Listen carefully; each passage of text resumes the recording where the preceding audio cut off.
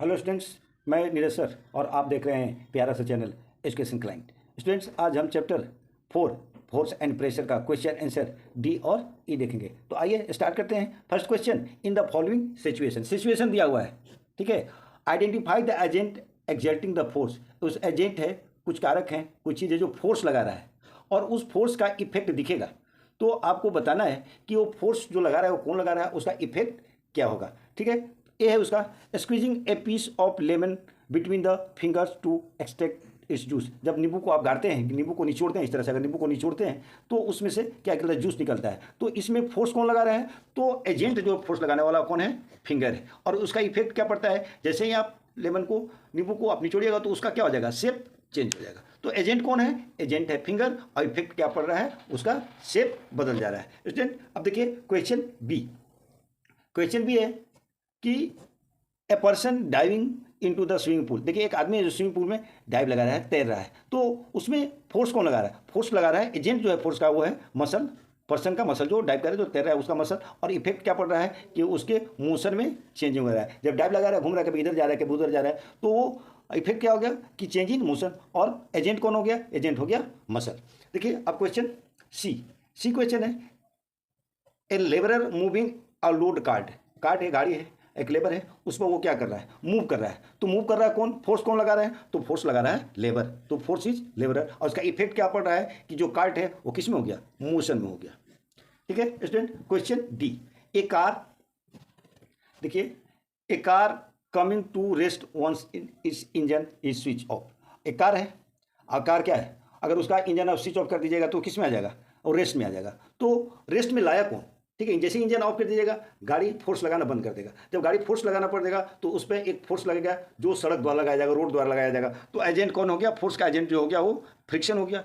और फ्रिक्शन जब लगेगा तो इसका इफेक्ट क्या होगा कि चेंज इन मोशन। गाड़ी मोशन में था, इंजन स्विच ऑफ हुआ तो क्या होगा, धीरे धीरे फ्रिक्शन लगेगा और उसका मोशन चेंज हो जाएगा। तो ये हो गया चेंज इन मोशन। अब देखिए ई क्वेश्चन है, कह रहा है an athlete making a high jump to clear a bar kept at a certain height. देखिए एक एथलीट है जो वो जंप लगाता है, एक सर्टेन हाइट पे जाके वो क्या हो जाएगा, उसका हाइट बंद हो जाएगा, जाना ऊपर जाना बंद हो जाएगा। तो एजेंट जो फोर्स लगा रहा है वो कौन है, वो मसल है, मसल फोर्स लगा रहा है। और इसका इफेक्ट क्या होगा कि उसके मोशन में चेंजिंग आ रहा है। ये स्टूडेंट है क्या, ई। अब देखिए अगला क्वेश्चन देखते हैं।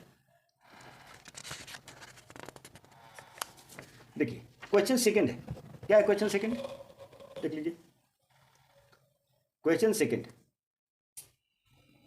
N object experience a net non zero force. कोई ऑब्जेक्ट है उस पर नेट जीरो जो फोर्स है वो नॉन जीरो है, फोर्स है। Is it possible for object to move with a constant speed along a straight line. देखिए जो फोर्स एक्सपीरियंस कर, जो महसूस कर रहा है कोई ऑब्जेक्ट, वो कौन फोर्स महसूस कर रहा है, net zero force, net non zero force महसूस कर रहा है। अब बताइए कि अगर नेट नॉन जीरो फोर्स वो महसूस कर रहा है, वो एक्सपीरियंस कर रहा है, तो उसका स्पीड जो है स्ट्रेट लाइन पे कांस्टेंट रहेगा। स्टूडेंट नहीं, ऐसा नहीं होगा। क्यों ऐसा नहीं होगा, क्यों उसका स्पीड कांस्टेंट नहीं रहेगा, because the net non zero force that is मतलब environment force acting on the body, so speed must be change. Net non zero force मतलब कि उस पर अनबैलेंस फोर्स काम कर रहा है स्टूडेंट, और जब अनबैलेंस फोर्स काम करेगा तो ऑब्जेक्ट के स्पीड में चेंजिंग होगा। देखिए क्वेश्चन थ्री क्या है, क्वेश्चन थ्री कह रहा है distinguish between balanced and unbalanced force. Balanced और अनबैलेंस्ड फोर्स के बीच में अंतर बताना है, दोनों में क्या अंतर है, किस तरह से एक दूसरे का अपोजिट है। देखिए बैलेंस फोर्स किसको कहते हैं, when resultant of two or more force. Resultant जब दो या दो से अधिक फोर्स का रिजल्टेंट किसी भी बॉडी पे जीरो होगा, ठीक है। When resultant of two or more force acting on body is zero, then this force is called balance force. देखिए जब किसी भी ऑब्जेक्ट पे दो या दो से अधिक फोर्स लग रहा है और उसका रिजल्टेंट क्या है, समझिए ऐसे इस तरह समझिए। देखिए एक यहाँ समझिए, देखिए एक ऑब्जेक्ट है, ठीक है, एक फोर्स इधर लग रहा है, इधर से लग रहा है, एक फोर्स इधर से लग रहा है, और दोनों अगर 5 न्यूटन का है, ये भी 5 न्यूटन का है, तो ये क्या है, ऑब्जेक्ट क्या है, बैलेंस फोर्स है। 5 न्यूटन इधर से और 5 न्यूटन इधर से। तो बैलेंस फोर्स का जो रिजल्टेंट होता है, ठीक है, when resultant of two or more force acting on body is zero, balance force होगा जीरो। अगर अनबैलेंस फोर्स होगा तो मूव करेगा, ठीक है। इसमें देखिए अनबैलेंस फोर्स क्या है, कह रहा है when resultant of two or more force acting on a body not zero. अगर दो या दो से अधिक फोर्स लग रहा है किसी ऑब्जेक्ट पे और वो इक्वल नहीं है, नॉट जीरो है, तब उसको क्या कहते हैं, अनबैलेंस फोर्स कहते हैं। समझिए अगर इधर से एक ऑब्जेक्ट है, इस बात को समझिए, इधर से क्या लग रहा है, 8 न्यूटन का फोर्स लग रहा है, इधर से क्या लग रहा है, इधर से 5 न्यूटन का फोर्स लग रहा है, तो ये अनबैलेंस फोर्स है। देखिए इधर से 5 न्यूटन का लग रहा है, इधर से 8 न्यूटन का लग रहा है, तो आप समझ ही रहे हो कि ऑब्जेक्ट किधर मूव करेगा। तो इस तरह के फोर्स को क्या कहते हैं? अनबैलेंस फोर्स कहते हैं। इसलिए सेकंड जो बात है वो है, देखिए क्या कि balance force do not change the state of rest और मोशन। अगर कोई ऑब्जेक्ट है या तो वो क्या है, रेस्ट में है या मोशन में है, तो बैलेंस फोर्स लगेगा, तो उसमें कोई चेंजिंग नहीं होगा। दे में change size and shape of the object. लेकिन देखिए उसके साइज में, उसके शेप में और उसके साइज में क्या होगा, चेंजिंग हो सकता है। और रेस्ट में है तो रेस्ट में ही रहेगा, मोशन है तो मोशन में ही रहेगा, क्योंकि उस पर बैलेंस फोर्स काम कर रहा है, लेकिन उसका शेप और साइज चेंज हो सकता है स्टूडेंट। देखिए उसके बाद ये देखिए अनबैलेंस फोर्स जो है, अगर जब अनबैलेंस फोर्स लगेगा तो ऑब्जेक्ट अगर रेस्ट में है तो मोशन में हो जाएगा, मोशन में है तो क्या हो गया, रेस्ट में हो सकता है। ये दोनों के साथ as well the size and shape of object भी चेंज हो सकता है। तो इस तरह से ये हो गया क्वेश्चन 3 का difference between balanced and unbalanced force. अब देखिए अगला क्वेश्चन,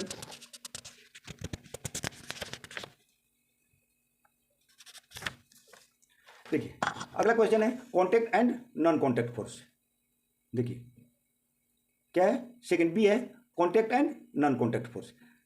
देखिए इधर इस कॉलम में क्या है, कॉन्टैक्ट फोर्स, इस कॉलम में क्या है, नॉन कॉन्टैक्ट फोर्स। देखिए जब दो ऑब्जेक्ट के बीच में फोर्स लगे और दोनों एक दूसरे के फिजिकली कॉन्टैक्ट में हो, तब उसको कहते हैं हम contact force. The forces which act only when object are in direct physical contact with each other. दो ऑब्जेक्ट देखिए, अगर ये कैप है और ऑब्जेक्ट ये है मेन पे, तो ये दोनों एक दूसरे के संपर्क में, फिजिकली कॉन्टैक्ट में, तो इस तरह का जब फोर्स लगेगा तो उसको क्या कहेंगे, कॉन्टैक्ट फोर्स कहेंगे। जैसे फ्रिक्शनल फोर्स है वो कॉन्टैक्ट फोर्स है, क्योंकि एक दूसरे के संपर्क में आएगा, एक दूसरे के टच में आएगा, फिजिकल कॉन्टैक्ट में आएगा, तभी उसमें फोर्स लगेगा, तो ये हो गया कॉन्टैक्ट फोर्स। हम मसल द्वारा किसी चीज़ पर फोर्स लगा रहे हैं, जैसे पेन से लिखा है, पेन को ऐसे हम अगर दबाते हैं तो क्या हो गया, मस्कुलर फोर्स हो गया। स्टूडेंट नॉन कॉन्टैक्ट फोर्स वो फोर्स है जो दो ऑब्जेक्ट एक दूसरे के फिजिकल कॉन्टैक्ट में नहीं आते हैं। The force which act when object are not in direct physical contact, direct physical contact में नहीं रहता है, इस तरह का जब फोर्स लगता है तो उसको हम कहते हैं नॉन कॉन्टैक्ट फोर्स। जैसे ग्रेविटेशनल फोर्स है, देखिए ग्रेविटेशनल फोर्स क्या है, किसी भी ऑब्जेक्ट को अर्थ अपनी तरफ खींचता है, ठीक है, या और भी प्लेनेट खींचते हैं, तो इस फोर्स को क्या कहते हैं, ग्रेविटेशनल फोर्स कहते हैं। तो देखिए ये देखिए कैप है, इसको छोड़ेंगे तो नीचे गिरेगा,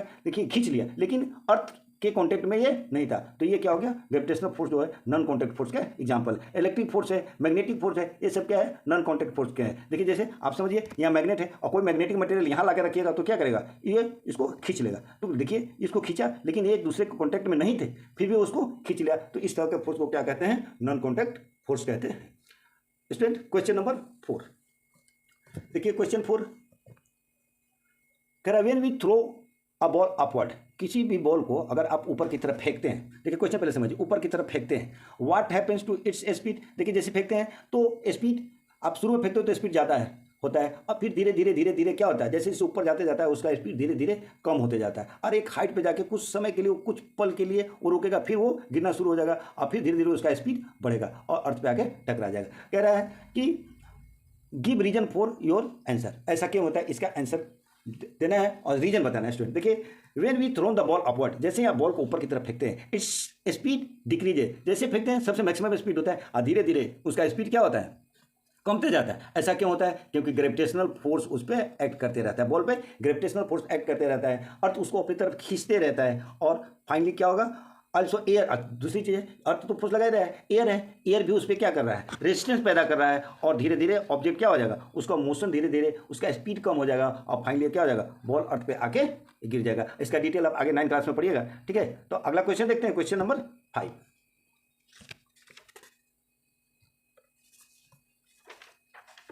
देखिए student question number 5 number question क्या है, कह रहा है the figure shown a man with A parachute. देखिए आपके बुक में अपना फिगर देख लीजिएगा, एक आदमी है जो पैराशूट के सहारे है।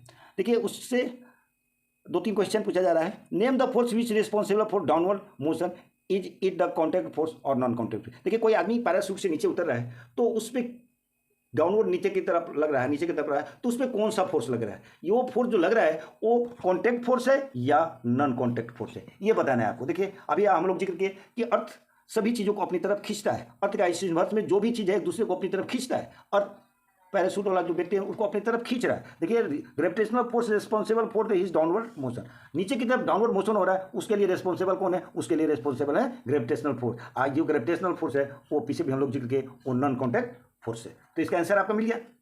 देखिए क्वेश्चन बी, क्वेश्चन बी क्या है, क्वेश्चन बी है will the man come down with the same speed without the parachute expansion. देखिए अगर कोई व्यक्ति है, एक व्यक्ति है जो पैराशूट के सहारे नीचे आ रहा है, एक व्यक्ति सीधा नीचे आ रहा है, ठीक है ना, बिना पैराशूट के आ रहा है, तो दोनों का स्पीड सेम होगा? नहीं, ऐसा नहीं हो, दोनों का स्पीड सेम नहीं होगा, बिकॉज पैराशूट एक्सपीरियंस है वेरी लार्ज एयर रेजिस्टेंस। देखिए पैराशूट खुलेगा तो इस तरह का कवर रहता है, तो उस तरह का कवर रहता है तो बहुत ज़्यादा एयर का रेजिस्टेंस उस पर, एयर का प्रतिरोध उस पर लगेगा, बहुत ज़्यादा उस पर क्या लगेगा, रेजिस्टेंस लगेगा, तो उसका स्पीड क्या हो जाएगा, उसका स्पीड स्ट्रेंथ डिक्रीज कर जाएगा, उसका स्पीड डिक्रीज कर जाएगा, तो वो देर से अर्थ पे पहुंचेगा। और जो बिना पैराशूट के है उस पर एयर का रेजिस्टेंस तो लगेगा लेकिन उतना ज़्यादा नहीं लगेगा, इसलिए वो ग्रेटर स्पीड से अर्थ पे आएगा।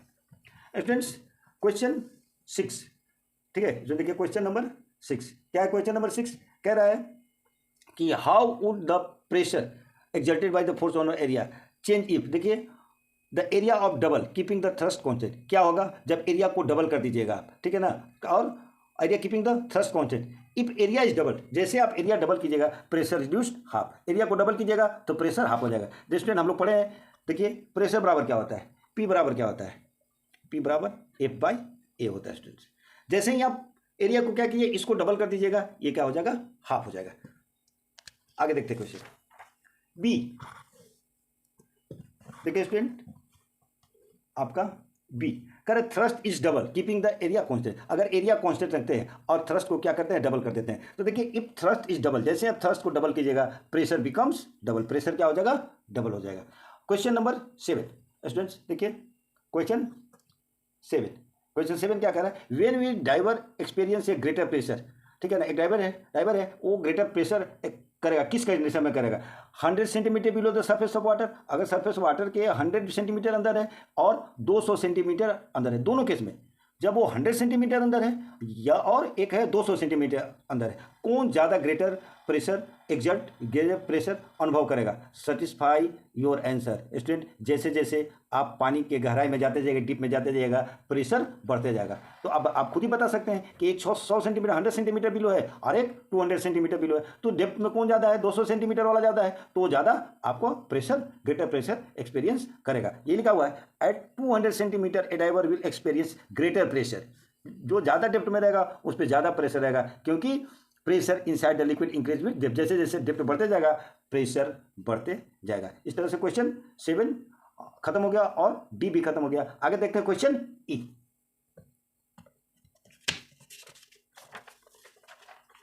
ध्यान से समझिएगा स्टूडेंट, क्योंकि सारा का रीजन इसमें एक ही आपको मिलेगा, ठीक है ना, तो ध्यान से समझिएगा इसको। कह रहा है डिफाइन फोर्स, फोर्स को डिफाइन करना है। Is it necessary for two body to be direct contact for a force to exist between them, क्या ये जरूरी है कि दो ऑब्जेक्ट एक दूसरे कॉन्टेक्ट में रहेगा तभी फोर्स लगेगा। एक्सप्लेन विथ एग्जाम्पल, एग्जाम्पल के साथ आपको इसको एक्सप्लेन करना है। स्टूडेंट्स देखिए कह रहे हैं फोर्स इज पुश और पुल, किसी भी चीज़ को खींचना या ढकेलना क्या होता है, विच an experience when is interact with one other, एक दूसरे को के कॉन्टेक्ट में फिजिकली कॉन्टेक्ट में रहेगा और उसको खींचने और ढकेलने को क्या कहते हैं, पुश और पुल इज कॉल्ड फोर्स। तो ये हो गया फोर्स। फिर कह रहा है कि is it necessary the two object two bodies to be in direct contact for a force, force को लगने के लिए क्या दो ऑब्जेक्ट को एक दूसरे कॉन्टेक्ट में रहना जरूरी है, नहीं, क्योंकि इसके पहले हम लोग देखे हैं ग्रेविटेशनल फोर्स और मैग्नेटिक फोर्स दो एक दूसरे के फिजिकल कॉन्टेक्ट में नहीं थे, तो हम कहेंगे कि नहीं एक दूसरे को इधर फिजिकली कॉन्टेक्ट पर रहने पर ही फोर्स लगेगा, ऐसा नहीं है। No it is not necessary for two bodies exist between them, एक दूसरे के कॉन्टेक्ट में हो ये कोई जरूरी नहीं है। जैसे आप मैग्नेट के केस में देख लीजिए कि नेल आयरन नेल को क्या रखते हैं, आप दूर ही रखते हैं तो उसको क्या करते हैं, अपनी तरफ अट्रैक्ट कर लेता है। तो ये कोई जरूरी नहीं है कि दो ऑब्जेक्ट एक दूसरे के फिजिकल कॉन्टेक्ट में रहे तब भी फोर्स लगेगा, फिजिकल कॉन्टेक्ट में नहीं रहेगा तब भी फोर्स लगेगा, और उसी फोर्स को तो हम नॉन कॉन्टेक्ट फोर्स बोलते हैं। स्टूडेंट क्वेश्चन नंबर 2 देखिए, क्वेश्चन 2 क्या है, कह रहा है कि state 3 effects of force give suitable example. देखिए फोर्स जब लगता है तो बहुत सारा उसका इफेक्ट होता है, लेकिन हमसे पूछा जा रहा है कि 3 इफेक्ट बताइए, तो ठीक है 3 इफेक्ट हमने चूज करके लिखा है आपके लिए। देखिए कह रहा है force can change the state of motion, अगर कोई ऑब्जेक्ट मोशन में है, ठीक है, तो उस पर फोर्स लगेगा तो उसका क्या हो जाएगा, मोशन का स्टेट जो है वो चेंज हो सकता है। जैसे देखिए when we kick the football, जब आप फुटबॉल को किक करते हैं तो क्या है, फुटबॉल उस समय रेस्ट में रहता है, ठीक है, जैसे आप उस पर फोर्स लगाते हैं वो किस में आ जाता है, मोशन में आ जाता है। तो देखिए उसका स्टेट जो हो गया, उसका स्टेट हो गया वो चेंज हो गया। स्टूडेंट सेकंड देखिए, सेकंड है कि force can change the direction of motion. Force जो है डायरेक्शन को, मोशन का जो डायरेक्शन है उसको क्या कर सकता है, चेंज कर देता है। आप लोग तो क्रिकेट खूब खेलते हैं, आप लगाते हैं अपर कट, क्या होता है बॉल सीधा आता है, आप उसको फोर्स लगा उसके डायरेक्शन को चेंज कर देते हैं, फ्लिक कर देते हैं। बॉल को आता है लेग स्टैम्प, क्या करते हैं उसको फ्लिक कर देते हैं, फ्लिक कर देते हैं तो क्या करते हैं आप उसके मोशन को चेंज कर सकते हैं, डायरेक्ट मोशन के डायरेक्शन को चेंज कर सकते हैं। वही लिखा हुआ है force can change the direction of motion. Example है when a batsman hit ball, अगर बैट्समैन बॉल को हिट करता है, मारता है, तो उसका डायरेक्शन, मोशन का डायरेक्शन जो होता है वो चेंज हो जाता है, चाहे वो विराट कोहली मारे चाहे रोहित शर्मा मारे।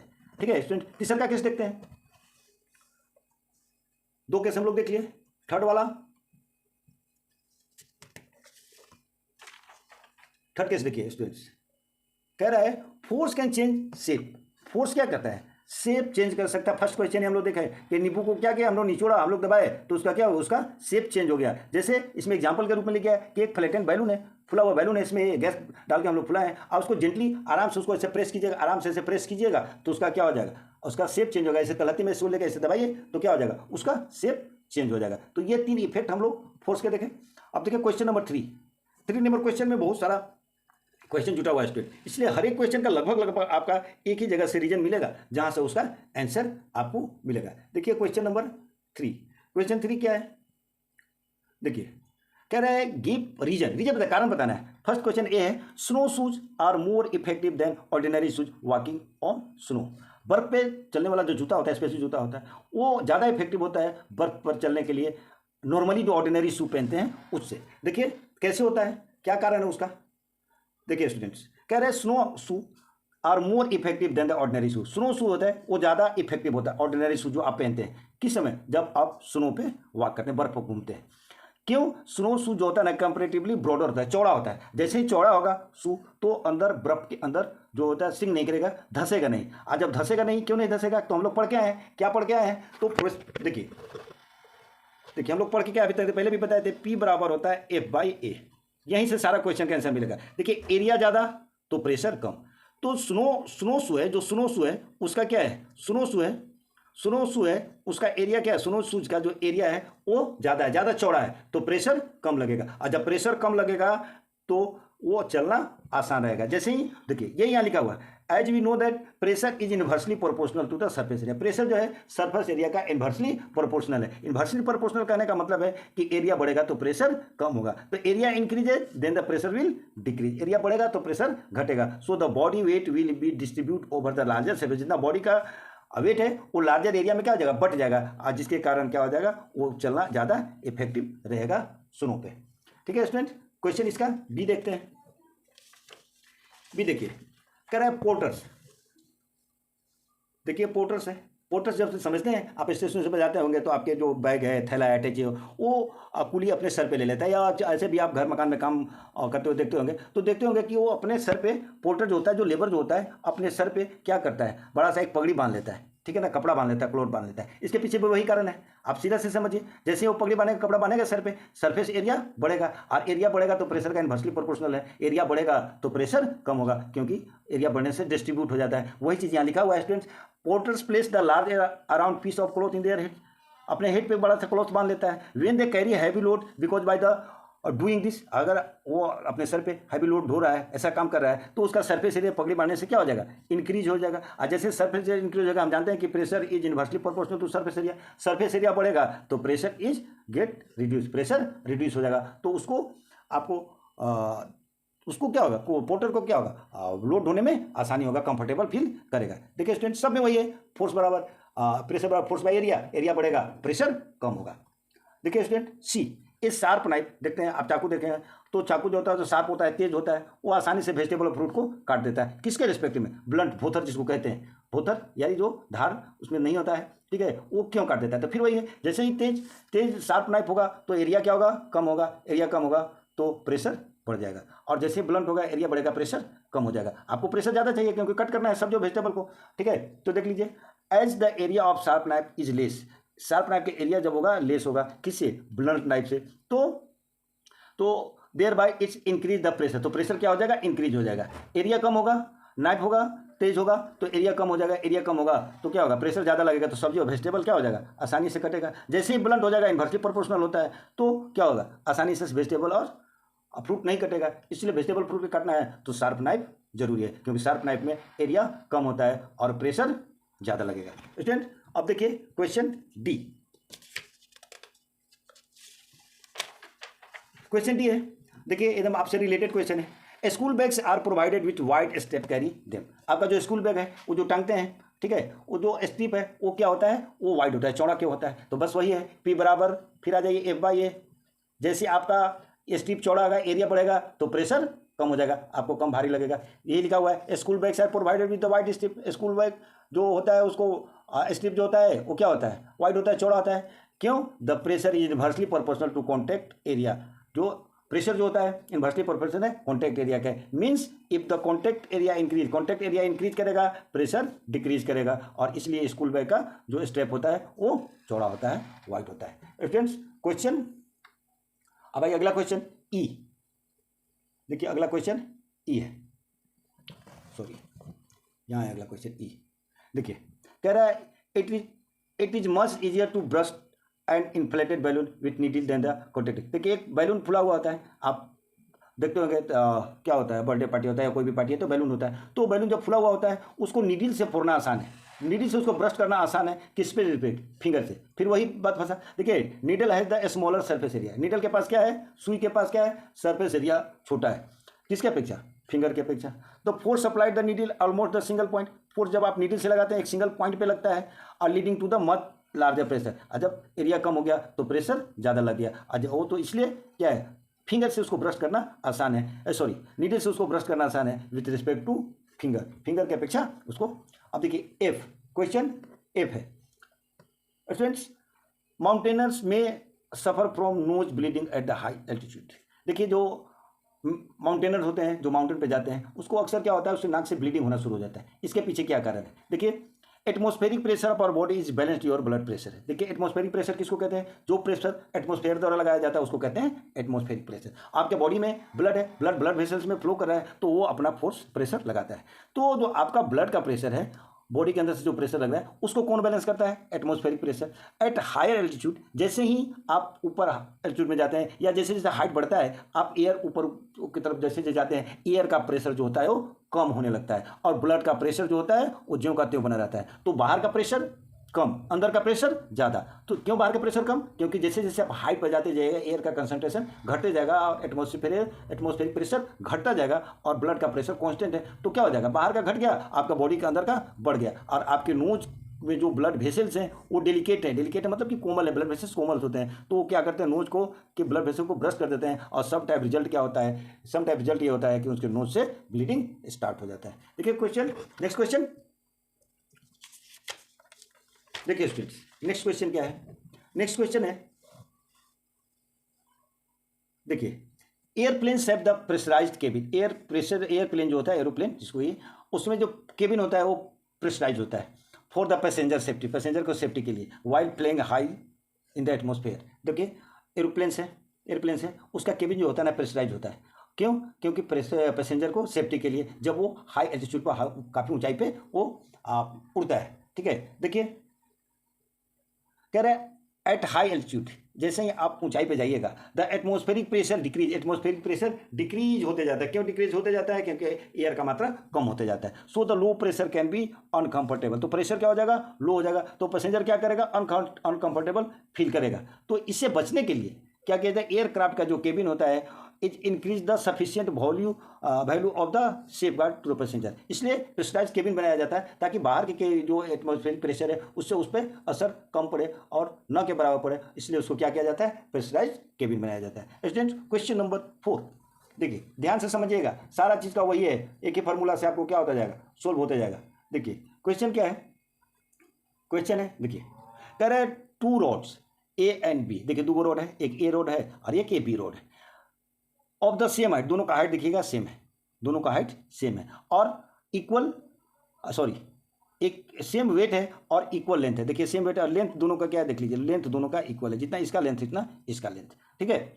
और हैव द डिफरेंट थिकनेस, दोनों का थिकनेस में अंतर है। देखिए ये पतला है और ये क्या है, मोटा है, दोनों के थिकनेस में अंतर, एक पतला है एक मोटा है, दोनों का थिकनेस में अंतर है। देखिए फिर आगे पढ़िए, और thickness, a boy while playing with them in the beach, एक बीच पे बॉय दोनों से खेल रहा है, ठीक है ना। हेल्ड देम वर्टिकली, इसको वर्टिकली क्या किया, ऐसे ऊपर की तरफ इस तरह से वर्टिकली क्या किया, दोनों को ऐसे कर दिया है, एक इसको वर्टिकली कर दिया है।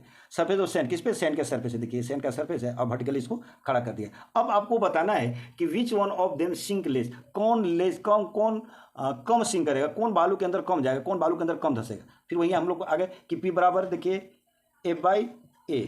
अब देखिए कह रहा है, देखिए इसका एरिया क्या है, इसका एरिया ज़्यादा है, इसका एरिया कम है। एरिया ज़्यादा तो प्रेशर कम, एरिया कम तो प्रेशर ज़्यादा, ठीक है ना। तो इसका एरिया ज़्यादा है तो प्रेशर कम लगेगा, अब प्रेशर कम लगेगा तो बालू के नीचे अंदर सैंड के अंदर सिंक कम करेगा, तो ये सिंक कम करेगा, ये ज़्यादा करेगा। देखिए आंसर पे विचार कर लेते हैं।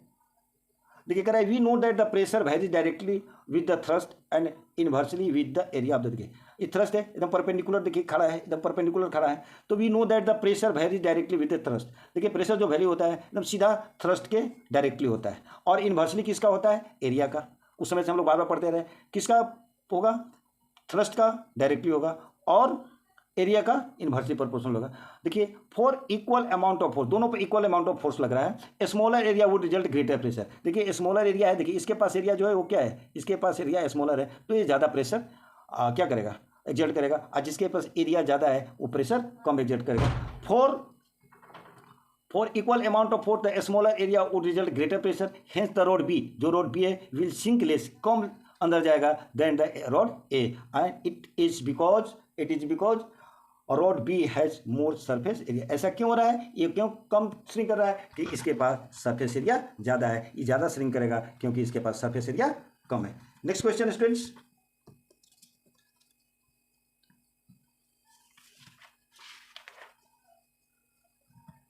देखिए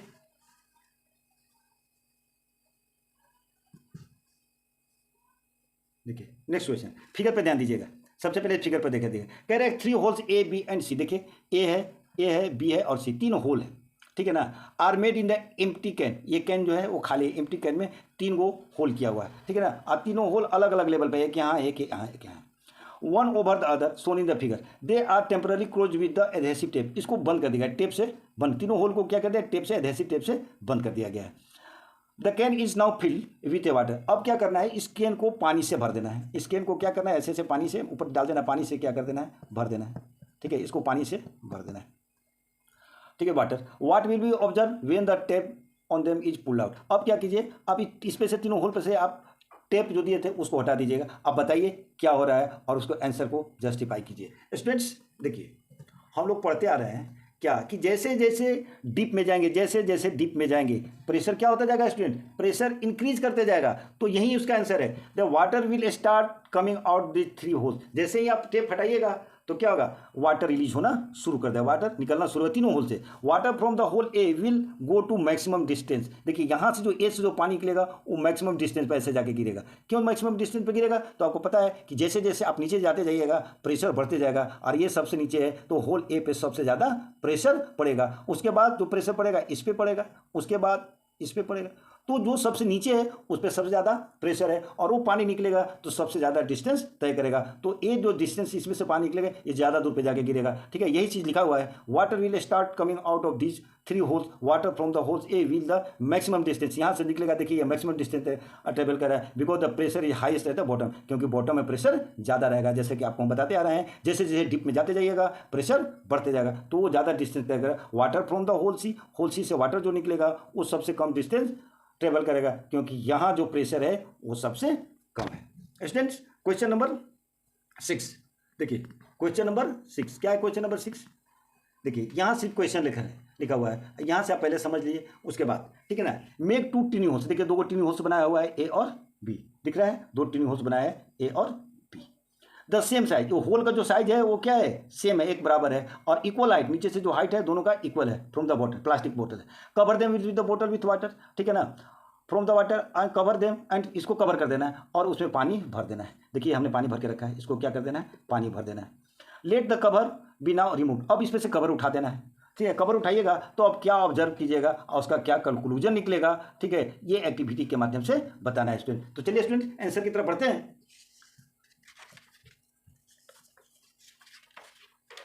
देखिए स्टूडेंट्स आंसर देखिए, as the holes are at the same height, holes क्या है, सेम हाइट पे है, इसका मतलब कि प्रेशर दोनों पे बराबर है। ध्यान रखिएगा, हमने क्या बताया कि जैसे जैसे डेप्थ में जाइएगा प्रेशर बढ़ेगा, लेकिन इसका जो होल है वो क्या है, सेम हाइट पे है, तो प्रेशर दोनों पे सेम लगेगा। So the water will come out and the same pressure, water जैसे ही आप कवर हटाइएगा वाटर सेम प्रेशर से निकलेगा बोथ साइड ऑफ द वाल, दोनों के वाल के बोथ साइड से। ये आपको एक्सपीरियंस ये एक्टिविटी से मिलेगा, क्योंकि दोनों का हाइट सेम है, प्रेशर सेम है, तो वाटर निकलेगा सेम स्पीड से निकलेगा। ठीक है, अब लास्ट क्वेश्चन है, देखिए लास्ट क्वेश्चन क्या है, और discuss in brief the variation of atmospheric pressure with altitude do change that in temperature also cause the change in the atmospheric pressure। कह रहा है कि आप एटमॉस्फेरिक प्रेशर जैसे जैसे आप बढ़ते जाइएगा तो वो क्या करेगा, वेरिएशन होगा उसमें, एटमॉस्फेरिक प्रेशर में वेरिएशन होता है। जैसे हम लोग देख लिए जैसे जैसे ऊपर बढ़ते जाता है एटमॉस्फेरिक प्रेशर घटते जाता है, तो ये वेरिएशन हो रहा है। Do the change in temperature also cause the change, क्या तो हाइट बढ़ने से तो हम लोग देख रहे हैं कि प्रेशर, एटमॉस्फेरिक प्रेशर क्या कर रहा है, बढ़ रहा है घट रहा है, तो क्या टेम्परेचर को भी चेंज करने से एटमॉस्फेरिक प्रेशर में चेंजिंग आएगा? यस स्टूडेंट, आएगा। With the increase of altitude the atmospheric pressure decrease, जैसे जैसे ऊपर इंक्रीज करेगा एल्टीट्यूड एटमॉस्फेरिक प्रेशर डिक्रीज करेगा, क्योंकि air column also decrease, air का जो कॉलम है, ठीक है, एयर का जो मात्रा है, क्वांटिटी है, वो क्या हो जाएगा, धीरे धीरे घटते जाएगा स्टूडेंट्स। ठीक है, तो टेम्परेचर चेंज करने से चेंज होगा, यस टेम्परेचर चेंज करने से होगा। The change in temperature also का चेंज इन एटमॉस्फेरिक प्रेशर, जैसे जैसे टेम्परेचर चेंज होगा एटमॉस्फेरिक प्रेशर चेंज होगा। ऐसा क्यों होता है, टेम्परेचर क्यों चेंज होता है? क्योंकि अर्थ का जो सरफेस है अनइवन है, एक बराबर नहीं है, कहीं पहाड़ है तो कहीं खाई है तो कहीं नदी है, कहीं प्लेन सरफेस है, तो अनइवन है, अनइवन है, जो हीटिंग होगा अनइवन होगा, जिसके कारण ही क्या होता है, हवा ये चलती है। तो इस तरह से chapter chapter force and pressure का डी और ई खत्म हो गया है। आपको वीडियो कैसा लगा आप कमेंट जरूर कीजिएगा, और कमी लगी होगी तो उसको भी आप बताइएगा, क्योंकि पिछले वीडियो में कुछ कमियां थी जो उन्होंने स्टूडेंट सब मैसेज किया है। तो आपको कैसा लगा, अगर बढ़िया लगा है तो सब्सक्राइब कीजिए और कमेंट जरूर कीजिए। Thank you.